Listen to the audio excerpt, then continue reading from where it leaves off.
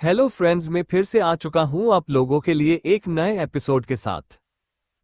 तो hello guys, मैं हूं राज और आप लोग देख रहे हैं राज द स्टोरी। तो आज का वीडियो शुरू करने से पहले मैं आप लोगों को बता दूं, अगर आप लोग चैनल पर नए आए हो तो प्लीज़ चैनल को लाइक सब्सक्राइब एंड कमेंट जरूर कर देना। तो शुरू करते हैं आज का स्टोरी, तब तक के लिए बाय बाय। CH-334 मार्जार कुल का धोखा। शौर्य को राजा मनोज ने अपने घर बुला लिया था। यहाँ आते ही मार्जार कुल के लोगों ने शौर्य का अच्छा स्वागत किया, पर कुछ देर बाद उन्हें बिल्कुल नजरअंदाज कर दिया। जब शौर्य और उसके साथी विश्राम रूम में बैठे थे, उस वक्त मनीषा का भाई वहां आकर उसे ज्ञान देने लगता है, पर मनीषा के उल्टे जवाब से वह बहुत ही ज्यादा गुस्सा हो जाता है। ये मनीषा का भाई भूपेश था। जब भूपेश को मनीषा की बातें अच्छी नहीं लगी तो उसने अपना गुस्सा निकलने के लिए यहाँ वहां देखना शुरू किया। उसकी नजर मनोज पर भी पड़ी, पर उसने बिल्कुल नजरअंदाज किया और शौर्य और सम्राट को देखते हुए बोला, ये गरिए यहाँ क्या कर रहे हैं? हम मारजार कुल वालों को कब से ऐसे लोगों को महल के अंदर बुलाने की जरूरत पड़ गई?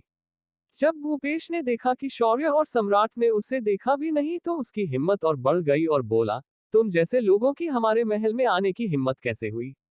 अगर तुम अभी के अभी यहाँ से नहीं गए तो मैं तुम्हें सूली पर चढ़ा दूंगा।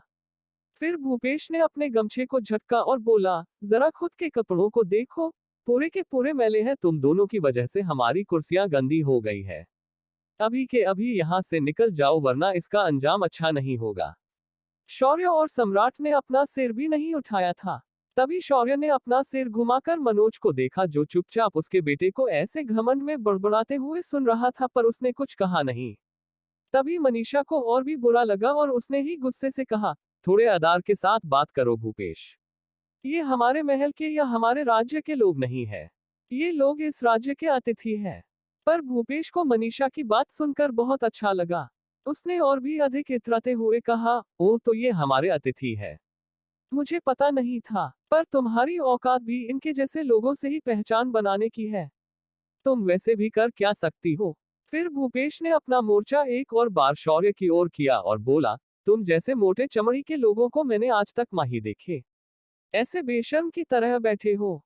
तुम्हारे ना माँ बाप का पता होता है ना ही घर का, और यहाँ बैठकर सिर्फ ऐसे बड़े बड़े कुलों में जाकर भीख मांगते हो।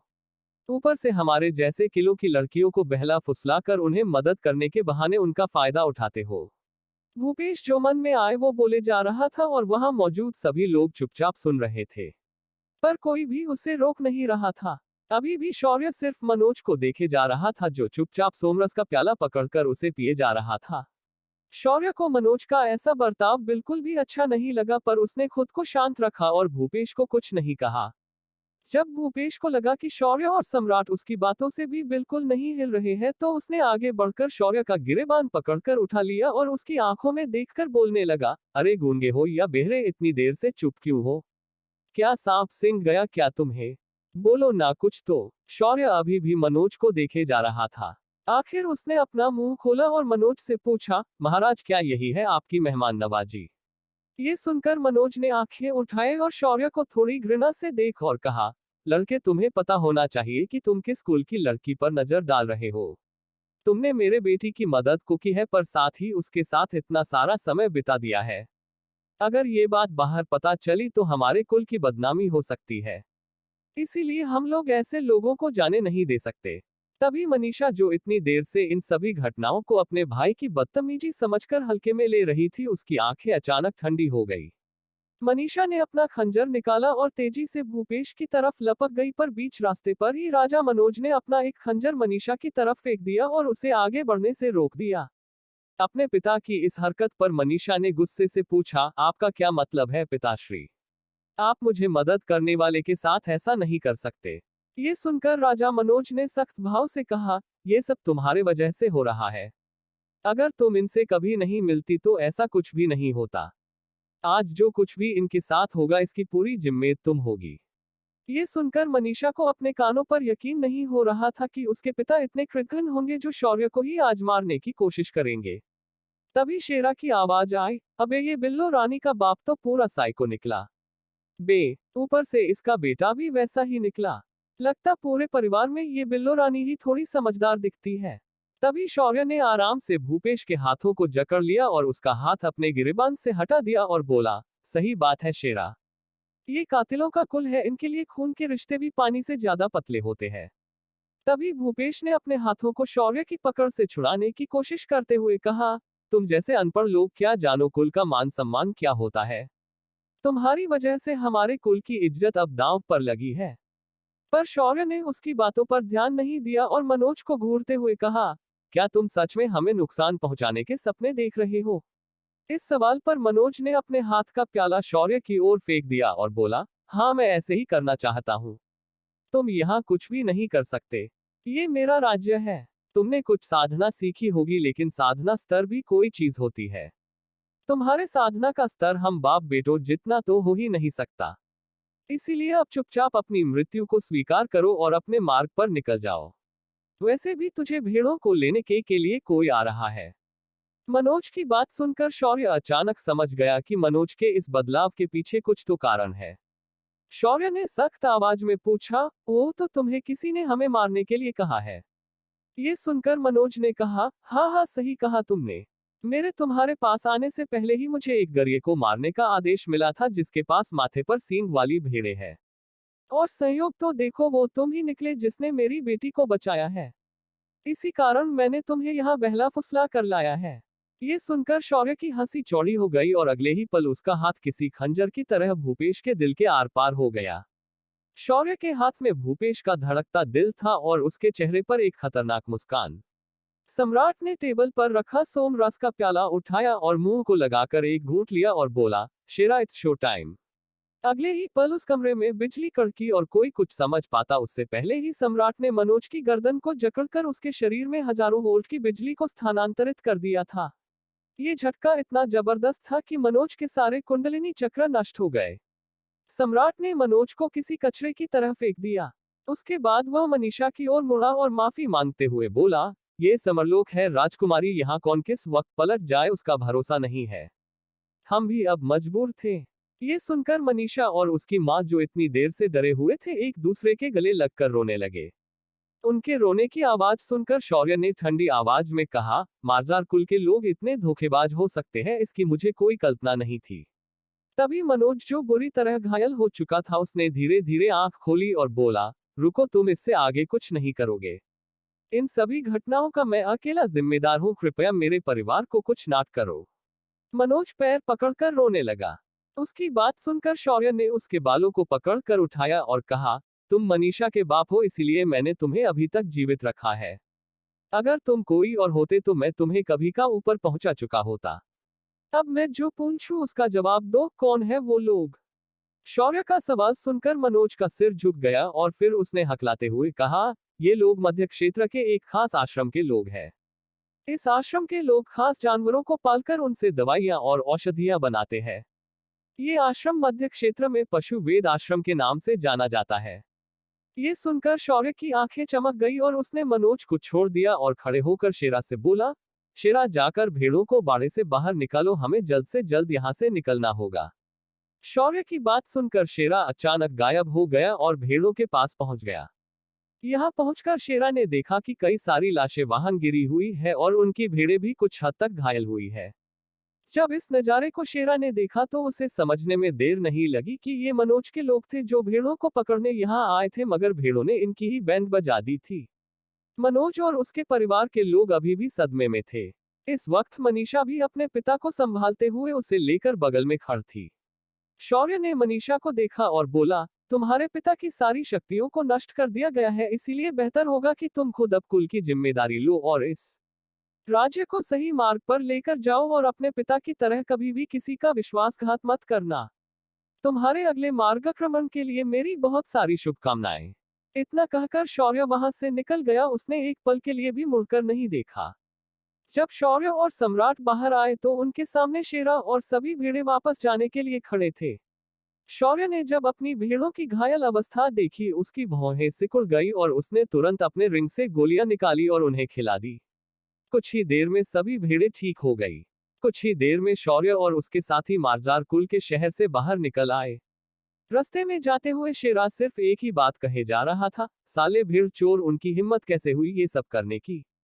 बस वो भेड़ चोर मुझे एक बार मिल जाए, मैं उन्हें मुक्त सारणी में डालकर जीते जी नर्क की सजा कैसी होती है उसके दर्शन कराऊंगा। शेरा को इतना गुस्सा देखकर शौर्य ने कहा, ज्यादा फड़फड़ा मत। जो लोग हमारी भेड़ें चुराना चाहते हैं वो कोई आम लोग नहीं है। वो लोग मध्य क्षेत्र के पशु वेद आश्रम के लोग हैं। उस आश्रम को ऐसे अजीब जानवर पालने की बहुत खुजली है। ये सुनकर शेरा चलते चलते रुक गया और बोला, अबे ये तो वही लोग हैं जो अपन की चोरी करने की स्किल को देखकर अपन को उनके साथ ले जाना चाहते थे। कहते हैं कि ये आश्रम खास जानवर लोगों पर प्रयोग करते हैं और उनकी शक्तियां निकाल लेते हैं। अगर उन लोगों ने तुम्हारी भेड़ों पर अपनी आंख गड़ाई है तो उनसे पीछा छुड़ाना मुश्किल है। वीरू, लगता है तुझे भेड़ों को वापस अंदर भेजना होगा। ये सुनकर शौर्य का चेहरा काला पड़ गया। जब से वो यहाँ आया है उसके पीछे आने वाले दुश्मनों की संख्या दिन बे दिन बढ़ते जा रही थी और उसने भी अपने दुश्मनों को आधा अधूरा मारकर छोड़ दिया था। अब उसे अपनी इस गलती पर गुस्सा आने लगा था। शौर्य ने लाल आंखों से अपनी मुठियां भींच ली और कहा, जब तक इन लोगों को यमराज के दर्शन नहीं कराए जाएंगे ये साले बिल से एक के बाद एक बाहर आते ही जाएंगे। लगता है इनके बिल को बंद करने का समय आ चुका है। वहीं पीछे मारजार कुल के राजा मनोज ने अपने एक सेवक को उन लोगों के पास भेजा जिन्होंने शौर्य को मारने की सुपारी दी थी। जब सेवक ने पशु वेद आश्रम को बताया कि मारजार कुल ने शौर्य को मारने से मना किया है, एक बूढ़ा व्यक्ति जो उस सेवक के सामने था उसने अपने हाथ के कमंडल को जमीन पर पटक दिया। लकड़ी से बना वह कमंडल टुकड़ों में बिखर गया। उस बूढ़े आदमी ने अपनी मुठियां भींची और बोला, एक छोटे से गरिए को ये लोग नहीं मार पाए। हद है ये तो, अब लगता है मुझे पुरदल के साथ उस बच्चे से निपटने के लिए जाना पड़ेगा। उस बूढ़े ने अंदर देखकर आवाज लगाई, पुरुषोत्तम दल के लोगों को सूचित कर दो कि हम लोग अभी के अभी उस गरिए को मारने के लिए निकल रहे हैं। हमें किसी भी हाल में वह भेड़ें प्राप्त करनी ही होगी वरना महागुरु हमें नहीं छोड़ेंगे। आदमी का आदेश मिलते ही पुरुषोत्तम नाम का आदमी तुरंत वहां से गायब हो गया और बाकी दल के लोगों को सूचित करने चला गया। इधर शौर्य मारजार कुल से बाहर निकल आ चुका था। इस वक्त उसके अंदर क्रोध की अग्नि धधक रही थी। तभी अचानक उसे उस जगह की याद आई जो उसने मारजार कुल में देखी थी। शौर्य ने शेरा और सम्राट को एक नजर देखा और फिर कुछ सोचकर उसने अपना हाथ उठाकर उन्हें रोक दिया। सम्राट और शेरा, मुझे एक खास जगह के बारे में पता चला है। मुझे लगता है कि उस जगह पर कुछ खास छुपा हुआ है। हमें उस जगह पर जाना चाहिए क्योंकि मुझे पूरा यकीन है कि उस जगह हमें बहुत ही खास चीज मिल सकती है। ये सुनकर शेरा की तो आंखें चमक गई, क्योंकि शौर्य को अगर कोई जगह खास लगती है तो उस जगह खजाना तो जरूर होता है। यूं दोनों ने तुरंत शौर्य के साथ जाने के लिए हाँ कर दी। शौर्य ने कुछ समय के लिए अपनी भेड़ों को डायमेंशन में भेज दिया और तुरंत तीनों उस जगह की ओर निकले जो शौर्य ने मारजार कुल के नगर के बाहर महसूस की थी। कुछ ही देर में तीनों उस जगह के बाहर खड़े थे, या कहे कि उसके ऊपर खड़े थे, क्योंकि ये जगह जमीन के अंदर थी। शौर्य ने धरा शक्ति का प्रयोग करके जमीन में सुरंग बनाए और तीनों उस सुरंग से अंदर उतर गए। जब तीनों जमीन में गहराई तक उतरे उन्हें एक पुराना रास्ता मिला। उस रास्ते पर उतरते ही शौर्य ने अपने रिंग से टॉर्च निकाली और वहां उजाला किया और उस अंधेरे रास्ते पर चलने लगा। धीरे धीरे तीनों सुरंग की दीवारों को जांचते हुए आगे बढ़ रहे थे। साथ ही शौर्य ने देखा कि पूरे रास्ते कई नरमुंड और कंकाल लगभग गल चुकी हालत में मिल रहे थे। इससे ये साबित हो रहा था कि ये कंकाल बहुत पुराने हैं और लंबे समय से कोई भी इस जगह पर नहीं आया। ये कौन सी जगह शौर्य चला गया है? कौन सी चीज शौर्य का आगे इंतजार कर रही है? क्या मिलने वाला है उसे आगे जाकर? CH 335 अमर सांप से पंगा। शौर्य, सम्राट और शेरा की तिकड़ी खजाने की खोज में मारजार कुल की राजधानी से बाहर कुछ दूरी पर एक गहरे सुरंग में उतर गए थे।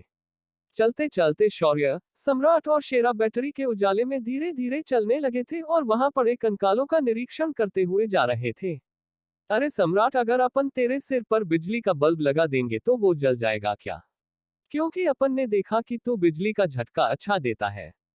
शेरा ने सम्राट की टांग खोली खींचते हुए कहा। ये सुनकर सम्राट को बहुत ज्यादा गुस्सा आया, पर उसने ज्यादा आवाज ना हो इसलिए शेरा से कुछ नहीं कहा और उसे सिर्फ घूरते रहा। तभी आगे जाते हुए शौर्य अचानक रुक गया। जब तिकड़ी ने सामने देखा तो आगे जाने के लिए बहुत सारे रास्ते दिख रहे थे। बहुत सारे यानी सच में बहुत सारे।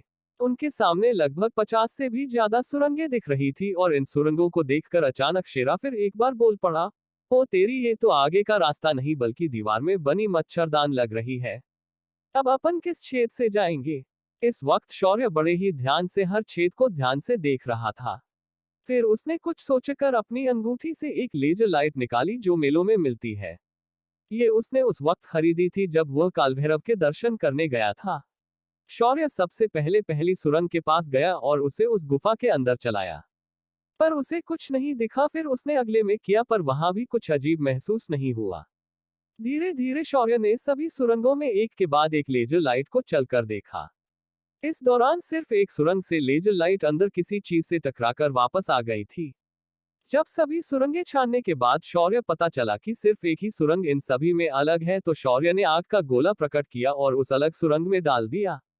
कुछ ही देर में वह गोला हवा में तैरते हुए सीधा उस सुरंग में चला गया। इन तीनों को लगा था कि इसी सुरंग से जाने का असली रास्ता होगा, पर अगले ही पल एक खतरनाक हिंसक आवाज आए और शौर्य ने फेंका आग का गोला सीधा वापस आ गया। शौर्य तुरंत बगल में हट गया और उसने उस गोले को पास होने दिया। शौर्य और उसके साथी जैसे ही बगल में हो गए, एक बड़ा सा मुंह उस सुरंग से बाहर आया और उसने जोरदार झपट्टा मार दिया। पर तीनों अब तक काफी दूर हट चुके थे, इसीलिए उसका निशाना चूक गया। जब शौर्य ने इस मुंह को देखा तो उसकी आंखें आश्चर्य से बड़ी हो गई। ये एक विशालकाय ड्रैगन जैसा सांप था, क्योंकि उसके मुंह से साफ दिख रहा था कि वो ड्रैगन नहीं है, पर उसके रीढ़ की हड्डी पर मछलियों जैसे फिन थे और त्वचा सांप की तरह एकदम मुलायम थी। तभी शेरा चिल्लाते हुए बोला, आइला, ये तो एनाकोंडा निकला बे। उस सांप ने उस सुरंग से बाहर आकर वहां के खुली जगह को लगभग अपने शरीर से घेर लिया था। वहां मौजूद उसने अपने मुंह से हिस की आवाज निकाली और आसपास की धूल तुरंत हट गई। तब जाकर शौर्य ने बैटरी के उजाले में उस सांप के पूरे शरीर को देखा। उस सांप की आंखें किसी आईने की तरह चमक रही थी, वहीं उसकी त्वचा काले रंग की थी जो अंधेरे में और भी ज्यादा चमक रही थी। उस सांप के मुंह में लंबे लंबे अंदर की तरफ मुड़े हुए दांत थे। शौर्य ने ये देखा तो उसने अंदाजा लगा लिया कि ये एक प्रकार का अजगर जाति का सांप है। शौर्य ने अपनी रक्त साम्राज्ञी को बाहर निकाला और दूर से ही हवा में कई सारे हमले कर दिए। शौर्य के हमले सीधा उस सांप के शरीर को कई टुकड़ों में बांटकर निकल गए। जब शौर्य ने देखा कि वो विशाल सांप ऐसे ही तुरंत मारा गया, उसने एक गहरी सांस ली और तुरंत नीचे जमीन पर आ गया। होस्ट अलर्ट, सामने गिरा सांप मरा नहीं है, वो कभी भी जीवित हो सकता है। ये सुनकर शौर्य की आंखें बड़ी हो गई, पर वो लगभग बाहर आ गई जब शौर्य ने देखा कि उस सांप के टुकड़े एक दूसरे से जुड़ने लगे। शौर्य ने सांप को ये मौका नहीं देना था, इसीलिए उसने सीधा नरक अग्नि का आवाहन किया और उस सांप के शरीर को जलाना शुरू कर दिया। नरक अग्नि के भयानक ताकत के आगे सांप तुरंत जलकर भस्म हो गया। शौर्य ने ये करने के बाद एक गहरी सांस ली, पर तभी जो उसके सामने हुआ उसे देखकर शौर्य का इस दुनिया से लगभग विश्वास उड़ गया, क्योंकि शौर्य के सामने उस सांप को आकृति वापस एक बार प्रकट होने लगी। ये देखकर शौर्य और अधिक हैरान हो गया। तभी शेरा की गुस्से भरी आवाज आई, अबे क्या भैरव बनेगा रे तू? उस सांप के माथे पर देख, वहां एक काला निशान है। ये एक श्रापित जीव है और इसे श्राप से इस जगह पर बांधा गया है। पहले अंदर जाकर श्राप तोड़ने का रास्ता ढूंढ। ये सुनकर शौर्य की भौहें फड़कने लगी और बोला, अबे वो पूरा काला है तो काले रंग में काला निशान मैं कैसे ढूंढूंगा? इतना कहकर शौर्य ने उस सांप के फिर एक बार छोटे छोटे टुकड़े किए और तुरंत इस सांप की सुरंग में घुस गया। शौर्य के पीछे सम्राट और शेरा भी खुद गए। इस बार शौर्य ने चलने की बजाय उड़ने का सोचा और तेजी से रास्ता पार करने लगा। कुछ हो देर में शौर्य और उसके साथी सुरंग के छोर पर पहुंच गए और उनके सामने एक विशालकाय चित्रलिपि में बना शिलालेख था। इस सुरंग में आगे जाकर एक और छोटी सुरंग थी, मगर वह बंद थी। उसके सामने एक विशाल विशिष्ट सारणी बनी हुई थी। तभी उन तीनों ने देखा कि वह सांप उनकी तरफ वापस आ रहा है। शौर्य के पास उस शिलालेख को पढ़ने का समय नहीं था। उसने उस शिलालेख पर रोशनी डाली और सिस्टम से कहकर उसकी तस्वीरें अपने दिमाग में निकाल ली। शेरा तुरंत अगली सुरंग के सामने गया और उस सारणी को तोड़ने बता गया। इधर वह सांप तेजी से उनकी तरफ आ रहा था। शौर्य ने एक विशालकाय नरक अग्नि का गोला निर्माण किया और उस सांप की ओर फेंक दिया। सांप ने अपना मुंह खोला और वह उस सुरंग जितना बड़ा हो गया और उसने एक झटके से उस गोले को निगल लिया और तेजी से वापस अपना मुंह खोलकर शौर्य की ओर बढ़ गया। शौर्य के पास आगे क्या करे ये सोचने का समय नहीं था और वो ब्लैंक हो गया। ऐसा पहली बार हुआ था कि कोई शत्रु उसके हाथों मर नहीं पा रहा था। सांप सीधा शौर्य के सामने आया और जैसे ही वह शौर्य को निगलने वाला था, अचानक शौर्य को सम्राट ने धक्का दे दिया और वह खुद सांप के सामने आ गया। सम्राट ने पहले ही अपना जीवन जी लिया था, इसीलिए उसे अपने जान से बढ़कर शौर्य की परवाह थी। शौर्य इस समरलोक का भविष्य था। अगर उसे किच हो गया तो समरलोक दानवों के हाथ में चला जाएगा और ये दुनिया अंधेरे में छल जाएगी। यही सब सोचते हुए सम्राट ने शौर्य को दूर धकेल दिया था। जैसे ही वह सांप सम्राट को साबुत निगलने वाला था, अचानक उस सांप का शरीर भस्म होने लगा। उस सांप का मुंह सिर्फ कुछ इंच दूरी पर था, जो अगले ही पल सम्राट को निगलने वाला था। सम्राट ने अपनी आंखें बंद कर ली थी। जब उसे पता चला कि कुछ भी नहीं हुआ तो कुछ पल बाद उसने अपनी आंखें खोली तो पाया कि वह सांप गायब हो चुका था। तभी शौर्य अपने होश में आया और उसने सम्राट को नीचे खींच लिया और तुरंत शीर्ष के पीछे जाकर उसने झट से कुछ आध्यात्मिक पत्थर नीचे फेंक दिए और हस्तमुद्राएं बनाने लगा। शौर्य इस बार सब कुछ इतनी तेजी से कर रहा था कि उसके हाथों को कोई भी नहीं देख पा रहा था। अगले ही पल एक मोटा बैरियर पहली सुरंग और दूसरी सुरंग के बीच बन गया और तभी सम्राट ने देखा कि वो जिस जगह था वहां वह सांप वापस प्रकट हो गया और उसने सीधा अपना मुंह उस दीवार पर दे मारा। सांप सीधा जाकर दीवार से टकरा गया और वह कुछ देर के लिए मूर्छित हो गया। इधर शेरा अपने दिमाग पर जोर देकर उस सारणी को तोड़ने की कोशिश कर रहा था। तभी शौर्य उसके पास आया और उसने उस सारणी को तोड़ने में शेरा की मदद करना शुरू कर दिया। दोनों इस वक्त पूरे ध्यान से उस सारणी को तोड़ने में लगे हुए थे, पर तभी वह सांप वापस खड़ा हो गया और उसकी नजरें इन तीनों पर पड़ी। सम्राट को अपने जीवन में दूसरी बार डर लग रहा था। ऐसा डर उसे शौर्य के सामने लगा था, पर अब उसके सामने एक मामूली सांप था जो अमर था। इससे नहीं डरेगा तो किससे डरेगा। उस सांप ने अपने शरीर को किसी धनुष की तरह पीछे मोड़ा और स्प्रिंग की तरह वापस एक बार शौर्य के बनाए उस बैरियर पर हमला कर दिया।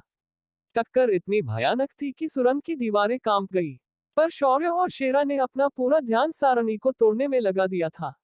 शेरा ने अपने ओंठ दबाए और बोला, बस कुछ मिनट और हमारा काम हो जाएगा।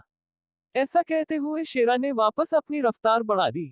इधर वह सांप यू के बैरियर पर टक्कर मारे जा रहा था और अब उस बैरियर के सतह पर बालों जितनी छोटी छोटी दरारें आने लगी थी। सम्राट अब तक बहुत डर चुका था। उसने गलियां बकते हुए कहा, अबे सालो जल्दी करो, यहाँ मेरी फटी पड़ी है। अगर इसे हम कितनी बार भी मारेंगे तो वो बार बार जीवित हो रहा है। अगर मेरा दिमाग खराब हो गया ना तो मैं इस बैरियर को अंदर से तोड़ दूंगा। सम्राट को ऐसे बच्चों की तरह हरकतें करते हुए देखकर शौर्य को तीव्र इच्छा हो रही थी कि इसकी एक वीडियो बना ले, पर इस वक्त उसके सामने बहुत जरूरी काम था। शौर्य ने अपनी रफ्तार और बढ़ा ली और उस सारणी को तोड़ने लगा। एक क्रैक की आवाज हुई और शौर्य के सामने बनी सुनहरी सारणी कांच की तरह टूट गई। वहीं उसने बनाया बैरियर भी अब तक पूरी तरह टूट चुका था। जैसे ही वह सांप उन तीनों को एक साथ निगलने वाला था, उन तीनों ने तेजी से सामने बनी सुरंग में प्रवेश किया। जैसे ही तीनों सुरंग के अंदर चले गए, उस सांप ने उनका पीछा करना अचानक बंद कर दिया, जैसे उसका मार्ग यहीं तक था। शौर्य और उसके साथियों ने पीछे मुड़कर एक बार भी नहीं देखा और पूरी रफ्तार से अंदर चले गए। जब सभी लोग उस सुरंग को पार करके आगे आगे आए तो उन्हें हल्की हल्की रोशनी दिखने लगी। उन तीनों के चेहरे पर एक सुकून सा आ गया। पर जब वो तीनों सुरंग को पूरा पार करके बाहर आए, सामने का नजारा देखकर उनकी आंखें फैल गई। उनके सामने हरे जेड पत्थर से बना विशालकाय महल था। इस महल की बनावट काफी हद तक प्राचीन राजस्थानी शैली से बने महल से मिलती जुलती थी। पर एक बात साफ दिखाई दे रही थी कि इस महल के अंदर एक भी जॉइंट या फिर कोई बाहर जुड़ाव नहीं था। ये पूरा महल सिर्फ एक अखंड शिला से बना हुआ था, बिल्कुल कैलाश मंदिर की तरह जो पृथ्वी पर है। अपने कुछ पलों के निरीक्षण में शौर्य ने अपने इतिहास के विद्यार्थी होने के ज्ञान का पूरा फायदा उठा लिया था। उन तीनों ने सतर्कता से उस महल की सीढ़ियों को चलना शुरू कर दिया और अंदर जाने लगे। उनके सामने महल का मुख्य दरबार साफ दिखाई दे रहा था और उस दरबार में सामने की तरफ ऊंचाई पर एक सिंहासन दिखाई दे रहा था। पर शौर्य की नजरों में वो सिंहासन कम एक बिस्तर था, क्योंकि वहां चादर ओढ़े कोई सोया हुआ दिखाई दे रहा था। तभी शेरा तपाक से बोला, अबे ये सीन तो किसी फिल्म की तरह लग रहा है, जहां हीरो के पिछले जन्म का प्यार उसका इंतजार कर रही होती है। बोले तो अतृप्त आत्मा। पर शेरा के इस बात पर सम्राट और शौर्य ने बिल्कुल भी ध्यान नहीं दिया, क्योंकि जैसे ही उन्होंने दरबार में कदम रखा, वह आकृति चादर ढके ही सीधा उठकर बैठ गई। उसके उठते ही पीठ पर लहराते काले घुंघराले बाल ही उन्हें दिखाई दे रहे थे। जब शेरा का ध्यान उसकी तरफ गया वो अपनी जगह पर उछाल गया और बोला, झाड़ की पत्ती भेड़ चोर, ये तो बहुत है। अबे इसके डायन जैसे लंबे लंबे बाल है। ऐसा कहकर वह लगभग सम्राट के ऊपर चढ़ गया। पर तभी शौर्य बोला, मुझे यकीन नहीं हो रहा कि तू पूर्व भैरव का साथी था। साला तू कब से भूतों से डरने लगा ने। पर तभी उस आकृति के चेहरे से चादर धीरे धीरे नीचे सरकने लगी और तीनों का गला सूख गया। क्योंकि जो खूबसूरत नजारा उन तीनों ने देखा वो उन्होंने अपने जीवन में कभी नहीं देखा था। ये आकृति एक लड़की की थी जिसके माथे पर 3 पत्तियों का कमल था। उसकी सुराहीदार गर्दन और उसके रसगुल्ले जैसे गाल उसकी खूबसूरती को बयां कर रही थी। वही गुलाब की पंखुड़ियों जैसे ओंठ और उनके नीचे एक टीके की तरह बना हल्का काला तिल उसे और भी अधिक खूबसूरत बना रहा था। पर जैसे जैसे जैसे उसके शरीर से चादर सरकने लगी तीनों की आंखें बड़ी हो गई और तीनों ने एक दूसरे की आंखें बंद कर दी। पर शेरा तो शेरा था, उसने तुरंत कहा, अबे भाई लोग, इसने तो बिकिनी पहनी है। ये सुनकर शौर्य और सम्राट की भौहें फड़क उठी और उन्होंने उस लड़की को देखने के बजाय अपने नजरें झुका ली। तभी किसी चांदी की घंटी जैसी मधुर आवाज आई, आर्या तुम मुझे लेने आ गए। ये सवाल सुनकर तीनों का मुंह बन गया और शेरा बोल पड़ा, अबे ये आर्य कौन है बे? अपन को तो लोग शेरा बोलते हैं। ये सुनकर उस लड़की का चेहरा तुरंत ठंडा पड़ गया। पर तभी शौर्य ने शांति से कहा, देवी आप किसके बारे में बात कर रही है? ये सुनकर उस लड़की ने अपनी खुली टांगों को सिंहासन से नीचे की ओर मोड़ लिया और उनके तरफ चेहरा करके अपनी नक्काशीदार आंखों को खोलते हुए कहा, आर्य यानी मेरे पति। मुझे दुर्वांकुर महर्षि ने यहाँ रुकने के लिए कहा था और उसका इंतजार करने के लिए कह दिया था। उनके अनुसार मेरे पति यहाँ मुझे ढूंढते हुए जरूर आएंगे और मेरा विवाह उनके साथ ही होगा। तभी शेरा बोला, पर लगता है तेरे को वो जो भी है मामू बना गया। अगर उसकी बात सही होती तो कोई अकेला लड़का तेरा पति बनने आ जाता, पर हम तो 3 लोग हैं। ये सुनकर उस लड़की का चेहरा फिर एक बार ठंडा पड़ गया और उसने ठंडी निगाहों से शेरा को देखा और बोली, ये तो काफी दिलचस्प बात है कि एक कुत्ता बोल भी सकता है। लेकिन अगले ही पल उसने गुस्से से अपने लंबे लंबे नाखून दिखाकर कहा, अगर अगली बार तुमने अपना मुंह खोला तो मैं तुम्हारा मुंह नोच लूंगी। ये सुनकर शेरा के पैर कांपने लगे क्योंकि उस लड़की के आवाज में एक अजीब सा दबाव था। पर फिर भी शेरा खुद को रोक नहीं पाया और बोला, तुम क्या बिल्लियों के घराने की हो क्या? अब क्या करेगी वो लड़की शेरा के साथ? क्या अपने बड़बोलेपन से फंस जाएगा शेरा? अब कौन बनेगा इस लड़की का पति? क्या शौर्य ढूंढ पाएगा उस सांप के श्राप को तोड़ने का मार्ग? CH 336 दूल्हा कौन बनेगा? शौर्य, सम्राट और शेरा की तिगड़ी सुरंग में छुपे राज और खजाना ढूंढने निकल गए। रास्ते में उनका पंगा एक अमर श्रापित सांप से हुआ, पर जैसे तैसे अपनी जान पर खेलकर उन लोगों ने उस सारणी को तोड़कर अंदर प्रवेश किया। पर आगे मिले जेड महल की लड़की ने उनकी सांसें सुख दी थी। पर जब उन्हें पता चला कि ये लड़की अपने होने वाले पति का इंतजार कर रही है, उन तीनों के पैरों तले जमीन खिसक गई। पर बातों बातों में उस लड़की को शेरा पर गुस्सा आ गया और उसने शेरा को मुंह नोचने की धमकी दे डाली। पर शेरा ने उसे बिल्लियों के कुल की होने की बात बोल दी। शेरा की बात उस लड़की को पसंद नहीं आई और उसने अपनी उंगली शेरा की ओर दर्शाई और उसके उंगली से एक सुनहरे रंग की रोशनी निकली किसी लेजर बीम की तरह और शेरा की ओर तेजी से बढ़ गई। शौर्य ने तुरंत अपना एक कड़ा आगे लिया और शेरा के सामने खड़ा हो गया। वह लेजर जैसी किरण सीधा आकर शोर के सीने से टकरा गई, पर उसका कवच सक्रिय हो चुका था तो वह किरण उसके शरीर में सोख लिया गया। उस लड़की की आंखें बड़ी बड़ी हो गई और उसने शौर्य को बड़े ही हैरान से देखा। इधर शौर्य एकदम शांत हो चुका था, बिल्कुल किसी ठंडे पानी की तरह। जब वो लोग सुरंग से अंदर से थे तभी से तीनों की सोचने और समझने की क्षमता पर थोड़ा पारी हो रहा था, पर यहाँ आकर शौर्य का मस्तिष्क एकदम शांत हो चुका था। वही हाल कुछ सम्राट का भी था, लेकिन उसके हाथ पैर उस लड़की सामने कांपने लगे थे, क्योंकि तीनों ने उस लड़की के साधना का स्तर महसूस कर लिया था। ये लड़की अर्धदैवीय स्तर की साधक थी, लेकिन उसका शौर्य पर कोई भी असर नहीं हो रहा था। शौर्य ने आगे आकर उस लड़की को प्रणाम किया और कहा, देवी आप अपनी मर्यादा से आगे जा रही है। मेरे साथी ने आपका अपमान करने के इरादे से कुछ नहीं कहा था, बस वह थोड़ा मुनहफट है। पर आपको इतना क्रोधित होने की आवश्यकता नहीं है। शौर्य के इस बेबाक अंदाज से वह लड़की और अधिक उत्साहित हो गई और उसकी आंखों में चमक आ गई। वह अचानक अपनी जगह से गायब हो गई और अगले ही पल शौर्य के सामने प्रकट हो गई। उसने अपने हाथ को आगे किया और शौर्य को छूने की कोशिश की, पर उससे पहले ही शौर्य किसी छलावे की तरह वहां से गायब हो चुका था। जब उस लड़की ने पीछे मुड़कर देखा तो शौर्य, सम्राट और शेरा सिंहासन पर थे। शौर्य ने वहां पड़ी चादर को उठाया और उस लड़की के शरीर पर उठ दिया। फिर उसने एक गहरी सांस ली और बोला, देवी अब हम काम की बात कर सकते हैं। क्या आप हमें अपना पेरिस डैंग और ये दुल्हा ढूंढने का क्या चक्कर है ये हमें स्पष्ट करेगी। ये सुनकर उस लड़की के चेहरे पर मुस्कान उभर आए और इधर लड़कों के गले फिर एक बार सूख गए। उसकी हर एक अदा में एक खतरा था। मेरा नाम शाश्वती है और मैं सिंघल वंश की राजकुमारी हूँ।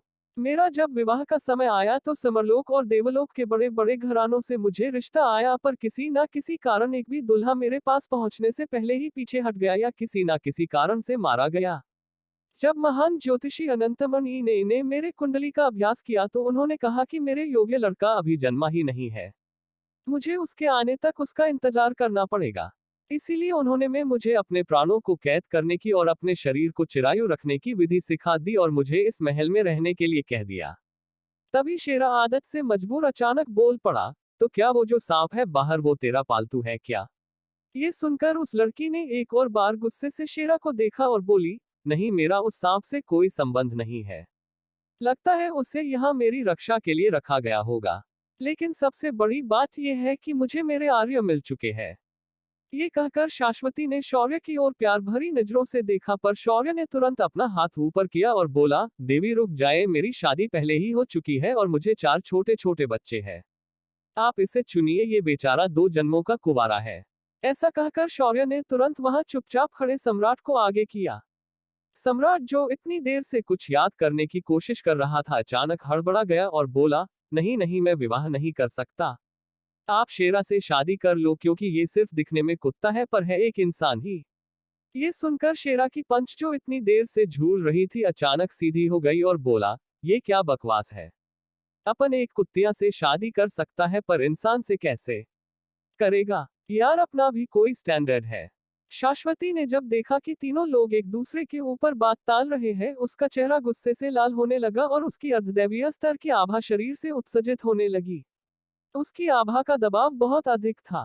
तीनों की सांसें अचानक धीमी होने लगी थी, पर शौर्य ने तुरंत उसके दबाव को नष्ट कर दिया और सम्राट और शेरा को पकड़कर खड़ा हो गया। उसके ऐसा करते ही वह दबाव उन दोनों के शरीर से नष्ट हो गया।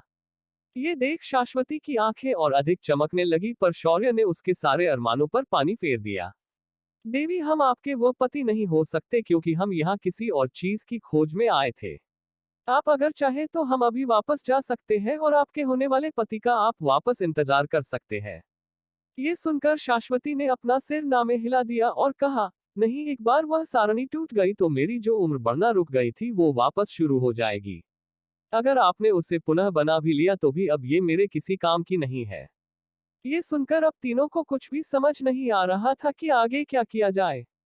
इस वक्त शौर्य खजाने के चक्कर में बुरा फंस गया था। शौर्य को ऊपर से अद्विका के होते किसी और के बारे में सोचना भी मुश्किल था। शौर्य का सिर चिकराने लगा था। तभी शेरा बोला, अपन कुछ बोले क्या? अगर ऐसा हो कि तुम हमारे साथ चलो और हम बाहर जाकर तुम्हारे लिए दूल्हा ढूंढ लेते हैं। ये सुनकर शौर्य और सम्राट की आंखों में चमक आ गई, पर तभी शाश्वती ने जो कहा वो सुनकर इस बार उन्हें लगा कि उन्होंने जो भी इमेजिन किया था वो किसी कांच की तरह टूट गया और दोनों हतप्रभ हो गए। नहीं, मैं यहाँ से बाहर बिना विवाह किए नहीं जा सकती। यहाँ तक कि तभी शेरा बोला, अरे इतना अटक कर क्यों बोल रही है? अपन को वापस जाना है, जल्दी बोल। और तेरा मुंह लाल क्यों हो रहा है? ये सुनकर शाश्वती के कानों से लगभग धुआं निकलने लगा था। फिर उसने अपने निचले ओंठों को दबाया और बोला, इस महल के अंदर ही मेरी सुहागरात होगी, तभी मैं यहाँ से बाहर जा सकती हूँ। ये सुनकर शेरा और सम्राट लपक कर पिछली गुफा के अंदर चले गए। भले शाश्वती किसी अप्सरा की तरह खूबसूरत थी, पर उसके साथ विवाह करके तुरंत सुहागरात मनाना इन तीनों को, मतलब शेरा के लिए नहीं पर सम्राट और शौर्य के लिए बहुत भारी पड़ने वाला था। अब सोचना यह था कि बकरा बनेगा कौन, क्योंकि शौर्य तो विवाह करने से रहा और सम्राट का तो कोई इरादा नहीं था विवाह करने का। लेकिन शाश्वती ने मन ही मन अपना पति चुन लिया था। उसकी नजरें शौर्य के खूबसूरत चेहरे पर ही अटकी हुई थी। उसकी नजर बार बार शौर्य के कान में पहनी बाली पर जा रही थी। शाश्वती ने अपने शरीर से लिपटी हुई चादर निकालकर दूर फेंक दी और शौर्य को एकदम ही अलग नजरों से देखने लगी। उसकी नजरें देखकर शौर्य ने अपने अगल बगल देखा, पर वहां सम्राट और शेरा का आता पता नहीं था। उनके ऐसे गायब होने से शौर्य को बहुत ज्यादा गुस्सा आने लगा था, पर अब वह कुछ नहीं कर सकता था। उसकी नजरें भी अब शाश्वती के खूबसूरत शरीर पर टिकी हुई थी। शौर्य मानो उस खूबसूरती में मदहोश हो गया हो। तभी उसकी कान की बाली फड़क उठी और उसके अंदर से एक छवि बाहर निकली। उस छवि को देखकर मानो शौर्य को होश आ गया था। तभी उस छवि से आवाज आई, कैसे हो भैरो? आशा करती हूँ कि तुम अपने उद्देश्य की ओर मार्गक्रमण कर रहे होंगे। शौर्य ने तुरंत अपने हाथ जोड़े और प्रणाम किया, प्रणाम माते, मैं अभी उसी ओर मार्गक्रमण कर रहा हूँ। पर उस वक्त मैं एक दुविधा में फंसा हुआ हूँ। ये किसी और की दुल्हन मेरे गले पड़ने वाली है, अब मैं इसका क्या करूँ? ये सुनकर उस छवि ने एक स्मित हास्य दिया और बोली, भैरो ये तुम्हारी नियति है। इसे तुम चाहकर भी नहीं बदल सकते। और ये कन्या एक विशेष योजना का हिस्सा है। तुम्हें 8 योगिनियों को अपनी भार्या बनाना है और ये उनमें से ही एक है।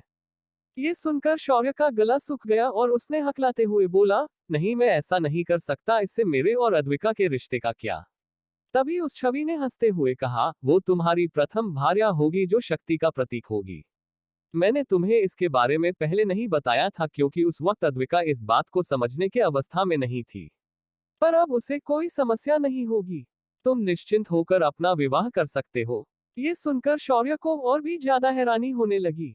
शौर्य के चेहरे पर अविश्वास के भाव उभरते देखकर उस छवि ने कहा, अगर मुझ पर विश्वास नहीं है तो तुम खुद अद्विका से पूछ लो। ऐसा कहते ही उस छवि के बगल में अद्विका की छवि तुरंत प्रकट हो गई। अद्विका के माथे का सुनहरा त्रिशूल अब लाल रंग का दिखाई दे रहा था और उसकी खूबसूरती और भी अधिक निखर गई थी। पतिदेव आप कैसे हैं? मुझे आपकी बहुत याद आती है, पर मैं आपके लिए 3 साल की ये साधना पूरी करूंगी और रही बात दूसरे विवाह की तो आप निश्चिंत होकर दूसरा विवाह कर सकते हैं। मुझे अब मालूम हो चुका है कि आपकी नियति कहाँ विराजमान है, इसीलिए आप मेरी चिंता ना करें। बस इतना याद रखना कि मैं आपकी प्रथम भार्या हूँ। ये सुनकर मानो शौर्य के दिल से कोई बोझ उतर गया हो, पर उसकी आंखों में पानी आ गया था। लेकिन शौर्य के मन में लड्डू फूटने लगे थे। तभी सिस्टम जो ज्यादातर चुप ही रहती थी अचानक बोली, तुम लड़के कभी नहीं सुधरोगे। क्योंकि सिस्टम अच्छे से जानती थी कि शौर्य के मन में क्या चल रहा था। शौर्य ने लेकिन सिस्टम की बातों की ओर ध्यान नहीं दिया और अपना सवाल पंच लिया, माते लेकिन आपको कैसे पता चला कि मैं इस वक्त दुविधा में फंसा हूँ? ये सुनकर माँ भैरवी जो उस छवि में दिख रही थी उन्होंने हंसते हुए कहा, भैरव आपके कान की बाली कोई आम वस्तु नहीं है। ये एक संपर्क करने का उपकरण है। इसका इस्तेमाल समरलोक के बाकी देवता कर सकते हैं। साथ ही ये मुझे तुम्हारी हर पल की खबर देती है। इसलिए मैंने सोचा कि तुम्हें इस वैचारिक संकट से बाहर निकालने के लिए मुझे तुमसे संपर्क करना चाहिए। और तुम्हारी ये बाली हमारे यंत्रों से भी ज्यादा खास है, पर मैं तुम्हें अभी नहीं बता सकती। तुम खुद आगे चलकर इसके बारे में अच्छे से जान जाओगे। माँ भैरवी की बस्ती सुनकर शौर्य को ऐसे लगा कि उस पर लगातार निगरानी रखी जा रही है। तभी इतनी देर से शांत खड़ी शाश्वती आगे आए और उसने माँ भैरवी को प्रणाम किया और कहा, प्रणाम माँ भैरवी। माँ भैरवी ने भी शाश्वती को आशीर्वाद दिया, पर बगल में खड़ी अद्विका का मुंह बन गया। उसने तुरंत कहा, आप मेरे पति की भार्या बनने के लिए इतनी उत्साहित है कि आपने पूरे वस्त्र तक नहीं पहने। ये सुनकर शाश्वती और भी अधिक शर्मा गई। तभी माँ भैरव ने कहा, अब मुझे लगता है कि तुम्हें अपने विवाह की विधि पूर्ण करके अपनी इस भार्या को साथ लेकर आगे जाना चाहिए। हम फिर मिलेंगे, तथास्तु। इसके साथ अद्विका और माँ भैरवी की छवि गायब हो गई। शौर्य ने अब जाकर शांति से शाश्वती को देखा और कहा, ठीक है, मैं तुम्हारा पति बनने के लिए तैयार हूँ। ये सुनकर शाश्वती के चेहरे पर खुशी की लहर दौड़ गई। उसने झट से शौर्य को गले से लगा लिया।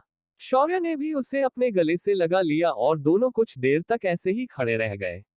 सम्राट और शेरा दूर से ये सब देख रहे थे। अचानक उन्होंने चैन की सांस ली। फिर दोनों उस सुरंग से बाहर आ गए और उनके पास आकर चुपचाप खड़े हो गए।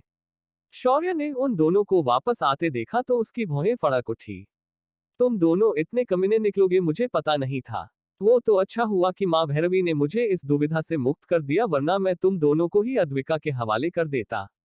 अद्विका के नाम से ही सम्राट की रूह कांप गई थी। उसे वो भयानक मंजर याद आया जब अद्विका ने उसके सामने कई लोगों को सिर्फ हाथ से फाड़ कर रख दिया। तभी शेरा बोला, चोमू अब तेरा दूसरी बार बैंड बजने वाला है तो अपन तेरे शादी का पंडित बनेगा और तुम्हारी शादी लगाएगा, वो भी बिना खर्चे की। ऐसा कहकर शेरा ने वेदी की रचना की और अग्नि को प्रकट करके वेदी के सामने बैठ गया और मंत्र बोलने लगा। शाश्वती जो ये सब कुछ देख रही थी, उसे यकीन नहीं हो रहा था कि ये कुत्ता इतना कैसे स्मार्ट हो सकता है। भले उसकी अजीब भाषा उसे कुछ कुछ समझ नहीं आ रही थी, पर यह बहुत ही अजीब कुत्ता था। शौर्य ने अपनी ये शादी उस जेड महल के अंदर पार कर ली। शेरा ने शादी खत्म होते ही अपनी आंखें घुमाए और सीधा महल को छानने निकल गया। उसने अपने साथ सम्राट को भी के लिया था। वहीं शाश्वती अभी भी शौर्य को ही देखे जा रही थी। शाश्वती को मालूम था कि इसके बाद अब क्या होने वाला है। उसका चेहरा लाल हो चुका था। वही शौर्य का भी कुछ ऐसा ही हाल था। उसे तो यही सोचकर डर लग रहा था कि उसे और 6 शादियां करनी होगी। 8 योगिनियों के साथ विवाह करने की बात सुनकर ही उसकी सांसें तेज हो चुकी थी।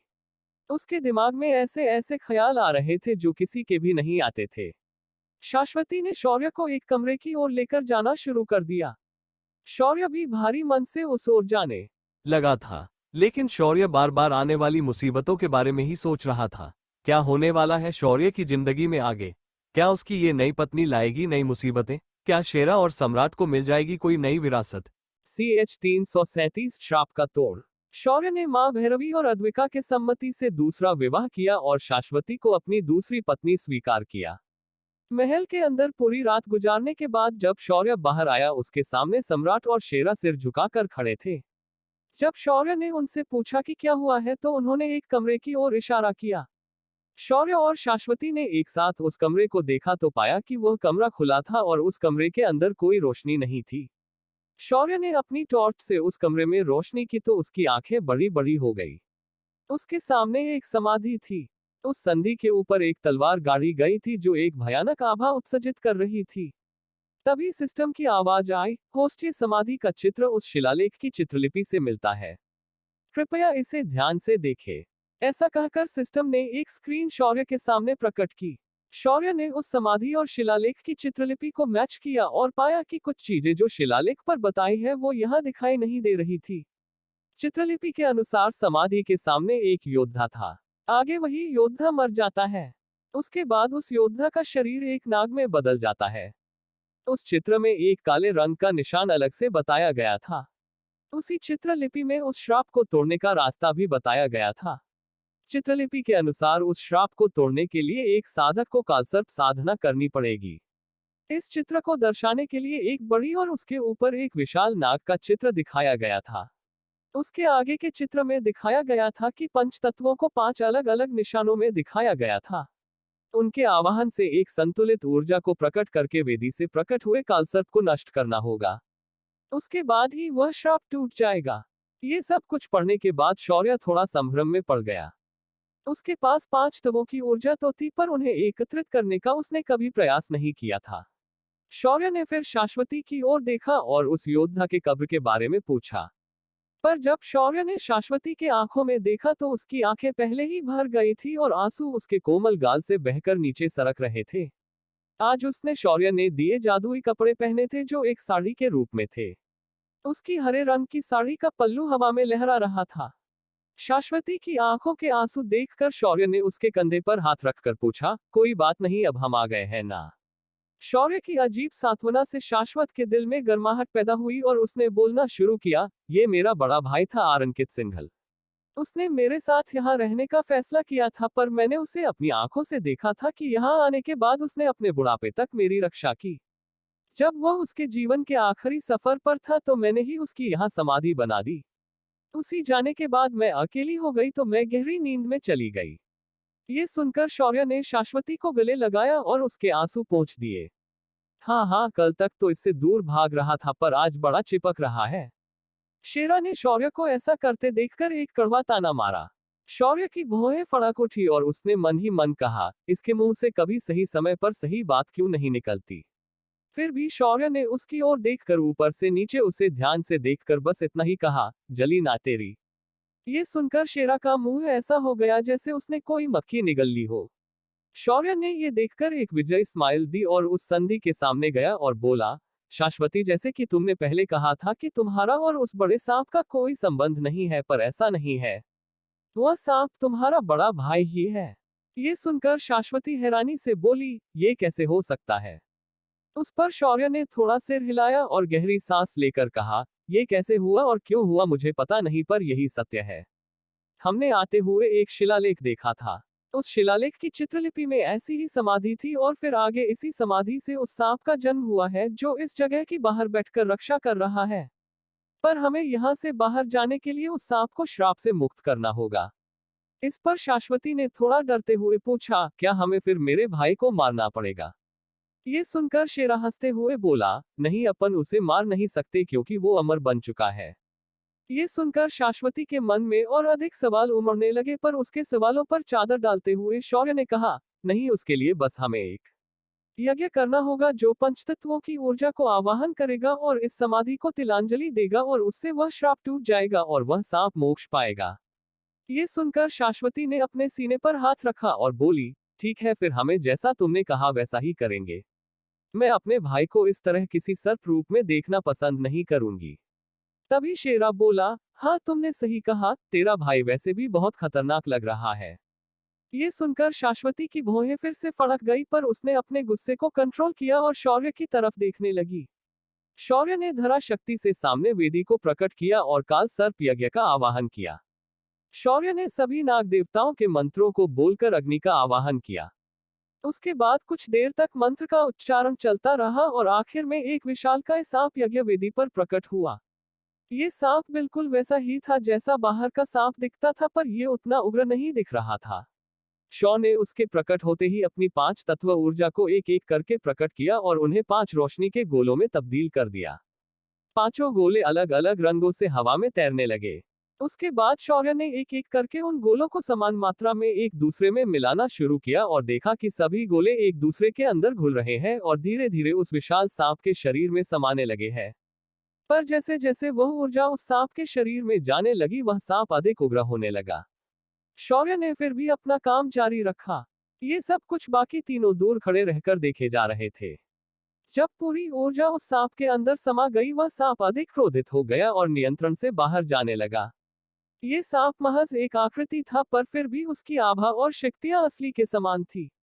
शौर्य ने देखा था कि ये एक असंतुलित अवस्था है, पर अब तो पूरा यज्ञ पूर्ण हो चुका था, तो यहाँ और क्या करना था जिससे ये संतुलित हो जाए। तभी शौर्य ने फिर एक बार पैनल पर वह चित्रलिपि प्रकट की और उस चित्रलिपि की ओर ध्यान से देखने लगा। तभी चित्रा में एक जगह पर नजर गई। वहां उसे एक बूंद का चित्र दिखाई दे रहा था, पर यह बूंद थी किस चीज की इसका उसे पता नहीं चल रहा था। शौर्य ने आध्यात्मिक तरल की बूंद निकाली और सांप की तरफ बढ़ा दी, पर बंद शरीर में जाते ही उसकी शक्तियां बढ़ने लगी, पर वह संतुलित नहीं हुआ। फिर शौर्य ने इधर उधर देखा और परेशान होकर उस सांप को जगह से खड़े होकर देखने लगा और गहराई से सोचने लगा। तभी सम्राट, जो खुद को शांत रखे उस सांप को देख रहा था, वो शाश्वत से बोला, भाभी आप ही कुछ बोलिए इस सांप को, क्योंकि ये आपके भाई की ही तो आत्मा है, आपका इनसे खून का रिश्ता है। तभी शौर्य ने ये बात सुनी तो और उसके दिमाग की बत्ती जल गई। शौर्य ने तुरंत एक खंजर निकाला और शाश्वती के उंगली पर कट लगाकर खून की बूंद निकालकर उस सांप की ओर बढ़ा दी। जैसे ही शाश्वती का खून उस सांप के शरीर में मिल गया, अचानक उस सांप की आकृति हिलना डुलना बंद करके शांत हो गई और उसके माथे पर उसी श्राप का निशान प्रकार हुआ। उसके बाद वह श्राप का निशान हवा में धीरे धीरे गायब होने लगा। जैसे ही श्राप का निशान गायब हुआ, उस सांप की आकृति एक आग की लपट में तब्दील हो गई और उस संधि की ओर बढ़ गई। उस लपट ने समाधि में प्रवेश किया और अगले ही पल संधि के अंदर से आग की लपटें जोर जोर से निकलने लगी। कुछ ही देर में समाधि कुछ फुट नीचे धंस गई और वह तलवार उछलकर शाश्वती के पास आ गई। शाश्वती ने भरी आंखों से उस तलवार को हाथ में पकड़ा और उसे अपने सीने से लगा लिया। तभी शौर्य और बाकियों ने उस समाधि से एक धुंधली आकृति को बाहर निकलते हुए देखा। ये आकृति एक जवान योद्धा की दिखाई दे रही थी। उस योद्धा की आभा बहुत ही तेजस्वी थी। उसका नयन नक्श किसी तेजस्वी राजकुमार की तरह लग रहा था। उसने अपने शरीर पर प्राचीन कपड़े पहने हुए थे। शौर्य को देखकर उसने हाथ जोड़कर प्रणाम किया, फिर शाश्वती की ओर देखकर कहा, तुम्हारा इंतजार खत्म हुआ बहना, अब मुझे इस दुनिया से मुक्ति मिल जाएगी। पर तभी शाश्वती लपक कर उस धुंधली आकृति को पकड़ने के लिए गई, पर उसका ये प्रयास असफल हो गया क्योंकि उसका हाथ उस आकृति के आर पार चला गया। उस आकृति ने शाश्वती के सिर पर हाथ फेरा और भावुक होकर कहा, बहना, मुझे पता था कि एक दिन ऐसा जरूर आएगा और मुझे तुम्हें इस दुनिया छोड़कर जाना पड़ेगा, पर मुझे इस बात का बिल्कुल भी दुख नहीं है, क्योंकि ज्योतिषी अनंतमणि की भविष्यवाणी के अनुसार तुम भैरव की योगिनी बनने जा रही हो। ये बात उन्होंने सिर्फ मुझे और पिताश्री को बताई थी। ये सुनकर शाश्वती ने अपने आंसू पूछे और खुद को हल्का शांत किया और बोली, और क्या क्या तुमने मुझसे छुपाया था? ये सुनकर आर्निकित ने अपना सिर थोड़ा शर्म से झुकाते हुए कहा, मैं तुम्हें ज्यादा चिंतित नहीं करना चाहता था, पर अब सब कुछ ठीक हो गया है तो मैं तुम्हें ये बता सकता हूँ। दरअसल मैंने एक निश्चित तकनीक का उपयोग करके खुद को तुम्हारी रक्षा के लिए एक श्राप से बांध दिया था, ताकि तुम सुरक्षित रहो। साथ ही मैंने इस श्राप को हटाने की विधि भी एक शिलालेख पर चित्रलिपि के रूप में बनवाकर सुरंग में लगवा दी थी। ये सुनकर शौर्य ने कहा, तो आपको मेरे आने पर इतना विश्वास था कि आपने ऐसा किया? ये सुनकर आर्निकित ने मुस्कुराते हुए कहा, आपको अपने अष्टयोगिनियों की जरूरत पड़ने वाली थी तो आप आज नहीं तो कल यहाँ आ ही जाते, क्योंकि आपकी एक योगिनी आपका यही इंतजार कर रही थी। आर्निकित की आवाज में दृढ़ विश्वास था, जिसे देखकर शौर्य समझ गया कि वो कितना भी कोशिश कर ले सभी चीजों से विलुप्त होने की, पर नियति ने जो उसके लिए यहाँ लिखा है वह होकर ही रहेगा। उसके बाद आर्निकित ने अपने दोनों हाथ एक बार और जोड़े और शौर्य को प्रणाम किया और कहा, मेरी बहन थोड़ी शरारती है और कभी कभी वह कुछ गड़बड़ियां कर देती है, तो आप उसे नजरअंदाज कर दीजिए। आपका ये साला आपको हमेशा याद रखेगा और आपका ऋणी रहेगा। मेरे जाने का समय हो चुका है तो आप मेरी बहन का ख्याल रखिए। इतना कहकर उसकी धुंधली आकृति हवा में बिखर गई, पर शाश्वती ने उसके जाने के बाद चीख चीख कर रोना शुरू कर दिया। वह उसे समाधि पर लगभग आधी घंटे तक बैठकर रोती रही। आखिरी में भारी मन से वहां से उठ गई और शौर्य के साथ बिना कुछ कहे पीठ घुमाकर बाहर निकल आई। बाहर आकर शौर्य ने शेरा की ओर एक बार और देखा। शेरा शौर्य की बात समझ गया और उसने एक आंख मारी। तभी शाश्वती बोली, रुको, मैं एक वस्तु अंदर ही भूल गई हूँ, मैं उसे तुरंत लेकर आती हूँ। ऐसा कहकर शाश्वती अपने कमरे की ओर गई और कुछ देर में बाहर आ गई। उसके हाथ में एक कलश था, जिसे देखकर लग रहा था कि वो किसी सुनहरे रंग के धातु से बना था, पर वह धातु सोना नहीं था। उसके ऊपर कई सारे मंत्र और चित्र उकेरे गए थे। ये बर्तन दूर से देखने पर कलश लग रहा था, पर पास आने पर वह एक खाद्य की तरह दिखा लगा। तभी शाश्वती ने शौर्य की ओर उस कढ़ाई को देते हुए कहा, ये मेरे सिंघल कुल की पुश्तैनी कढ़ाई है। इसे मां अन्नपूर्णा ने आशीर्वाद के रूप में मेरे पूर्वज को दी थी। ये सुनकर शौर्य ने उस कढ़ाई को हाथ में ले लिया। उसने उस कढ़ाई को ध्यान से देखना शुरू किया और उसने मन में कहा कि सके अंदर तो पनीर की भुर्जी अच्छे से बनेगी, ना ज्यादा जलेगा और ना ही ज्यादा पकेगी। बस उसने इतना कहा ही था कि उस कढ़ाई से सुनहरी रोशनी निकली और उसके अंदर पनीर भुर्जी प्रकट हो गई। शौर्य हैरानी से उस कढ़ाई और शाश्वती को देखने लगा।